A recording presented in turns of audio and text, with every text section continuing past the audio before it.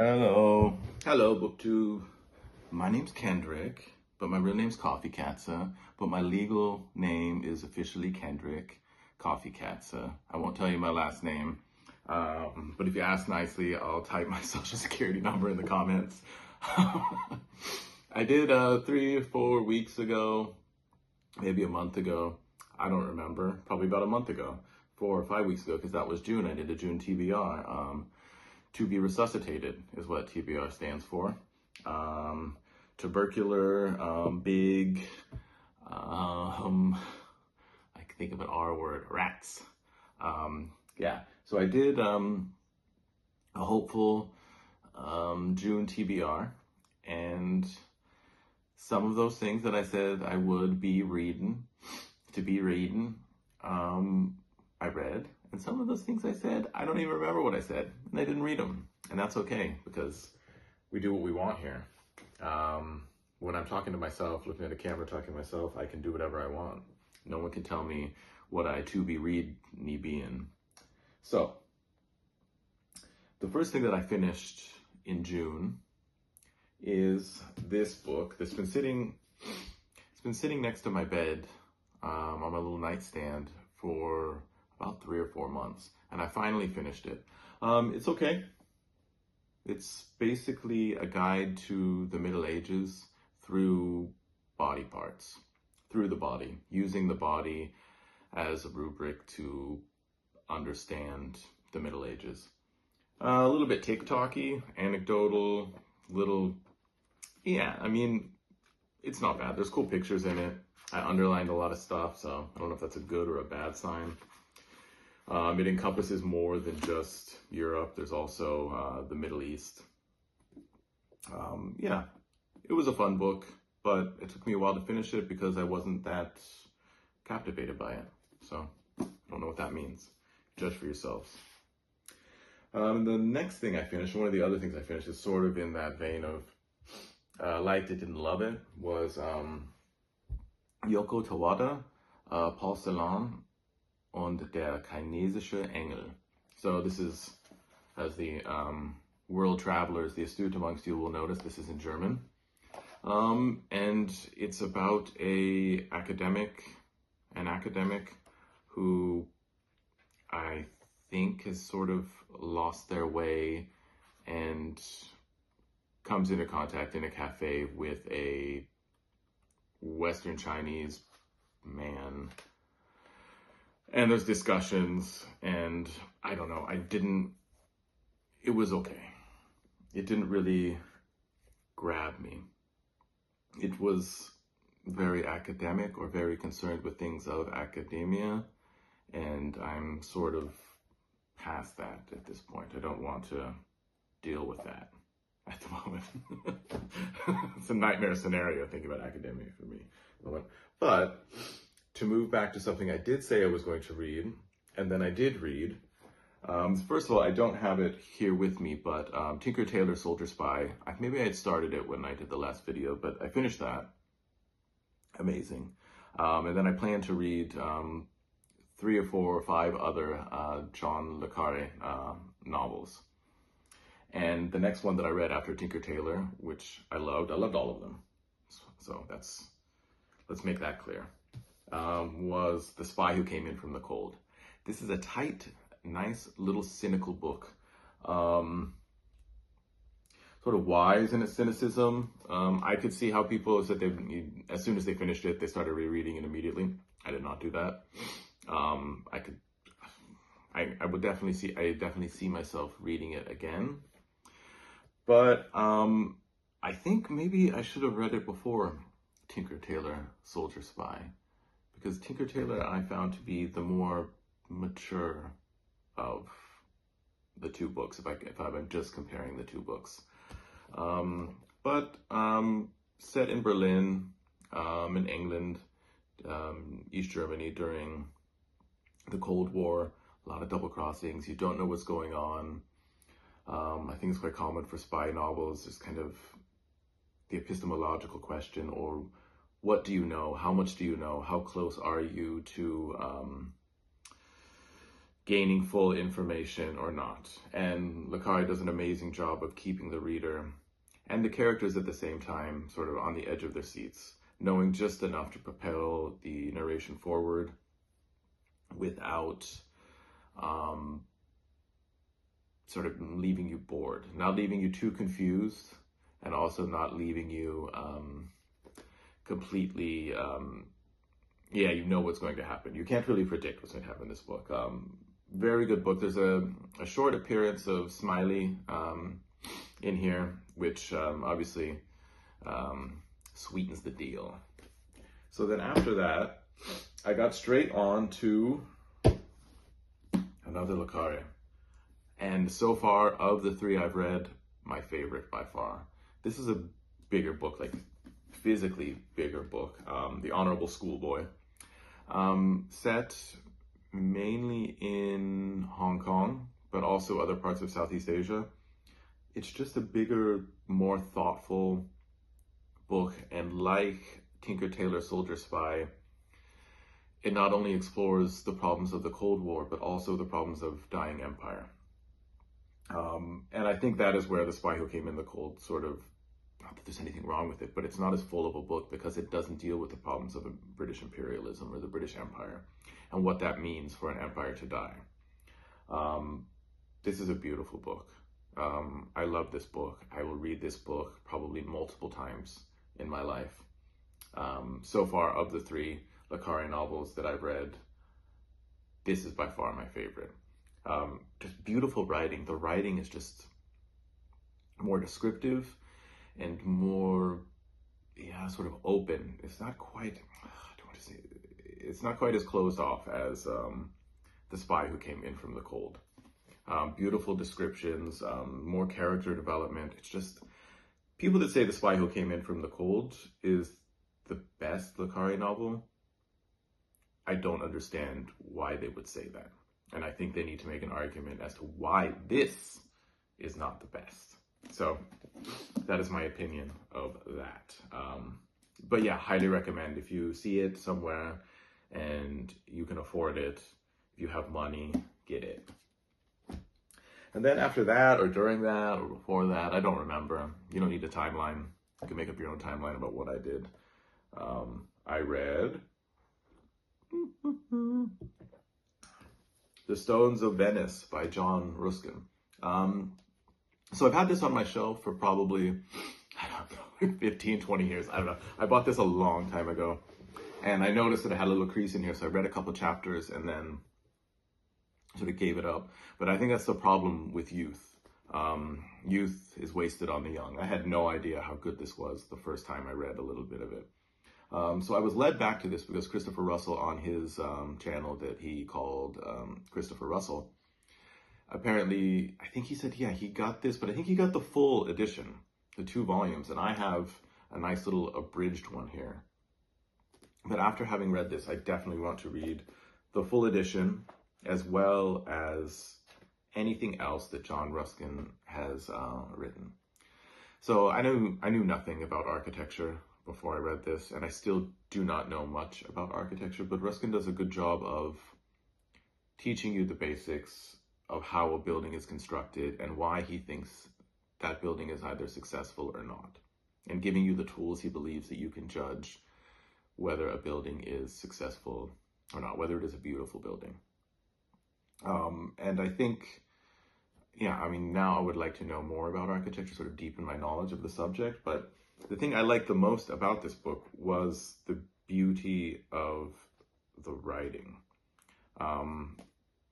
I think that is sort of the greatest success of this, or the thing that appealed to me the most was how lovely the sentences were, and how the passion he has for art and architecture came through in those sentences. So after that, I think I was feeling a little too highbrow, a little too pleased with myself, a little too moral. And so I moved on to Petronius, the Satyricon.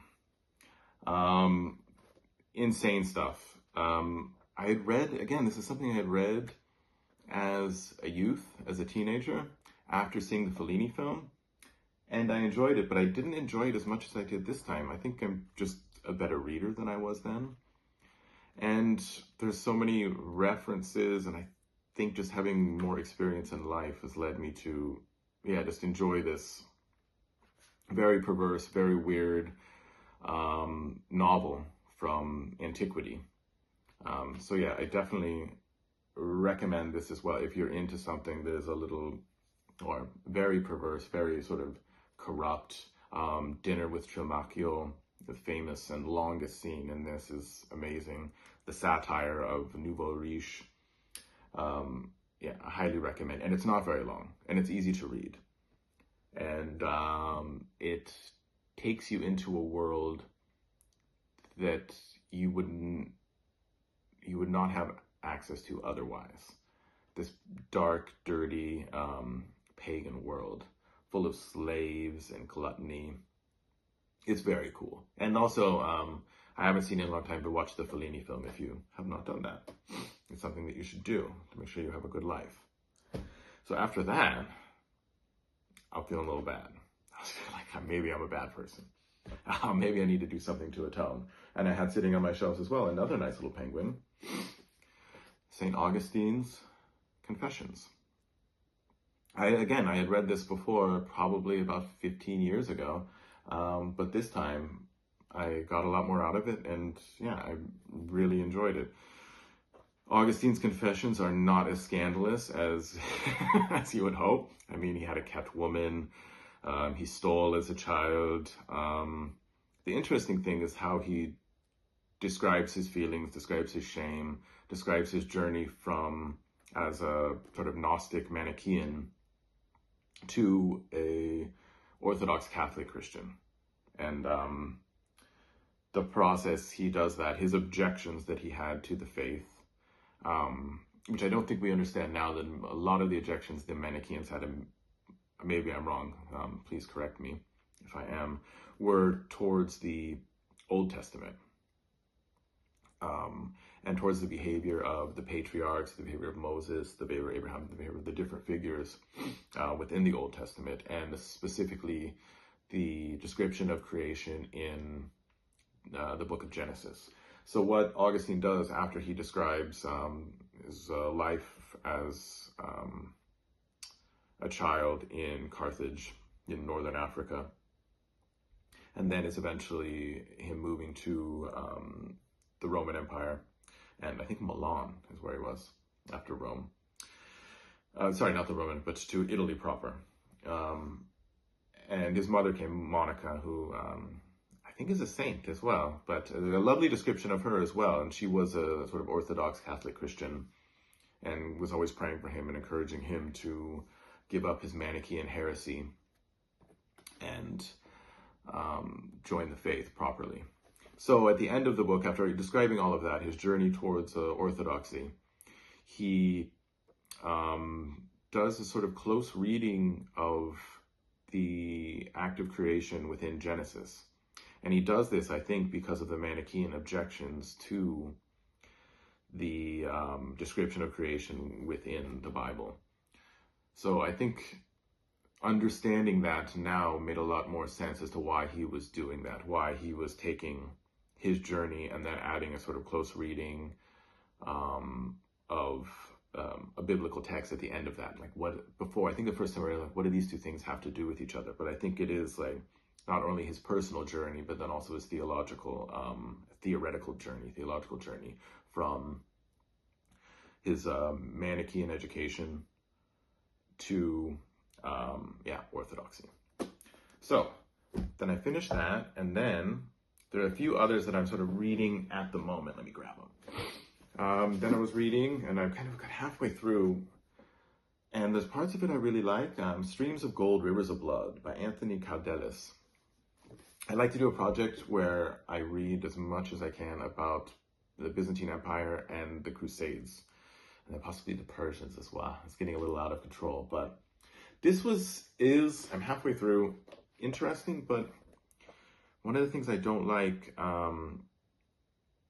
is I don't like hearing about war. Not even from a moral, war is bad, I am anti-war, but I don't find descriptions of war, descriptions of troops, descriptions of skirmishes very interesting. The cultural stuff I really like, but the things that, and this, I mean, it says on here, this is my fault. It's about money and blood. So I do not blame Mr. Caldelis at all. But yeah, it's been a little harder for me to get through. So this is one of the ones that I will be finishing in the next month, in the next couple of weeks or so, hopefully. And then also, the other one that I'm nearly done with is The Divine Comedy. This was, I was reading at the same time as Confessions as well, but this is taking me a little bit longer. It's a little bit longer and I'm reading it sort of slower. There's different ways to read this. You could be someone that reads every single footnote. I am someone that reads the footnotes that look appealing to me. I don't need to know every single medieval Italian that Dante mentions in here. That being said, so I'm on the final book in the Paradiso. The whole thing has been very good, but by far the Inferno is the most interesting bit, and there's a reason why, if anyone reads one of the three books, one reads the Inferno. This is something, obviously, that I think I'll be going back to quite often, and yeah, there's also here La Vita Nuova, I think, what's it called? Yeah, Vita Nuova, which are short things, so I'll read that as well. And then, last of the things I've been reading and nearly finished with as well, my new favorite, or one of my new favorite things, the book of the summer, probably, is my guess. So far, this is the book of the summer, Ancient Evenings by Norman Mailer. I'd read Norman Mailer before. I read Harlow's Ghost. Wait, did I read something else? Maybe I just read Harlow's Ghost. I feel like I read something shorter of his as well a long time ago. I loved Harlow's Ghost as a teenager, 1,300 pages of CIA history, historical novel. But this, while similar, he is sort of a airport paperback writer, that like a very good airport paperback writer. I don't know. He's an amazing writer. And the opening section of this, the first 100 pages, the first 50 to 100 pages, I guess like 100 pages, is very much the way you start, or the way modernist and postmodernist novels begin. So there's sort of strangeness, it's in the land of the dead, sort of experimental, very cool, very good. But once you get past that, then you have the Russian doll sort of thing, the stories within stories, frame narratives, characters describing another character, describing a story, describing someone telling a story. So very sort of Scheherazade, Arabian Nights in that way. It's a cool cover as well. And then the other thing I'll say about this is that there's also a large fecal element to it.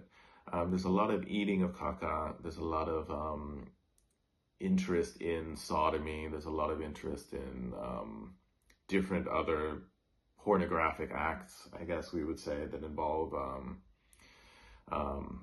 poo-poo. But it's also beautiful writing as well.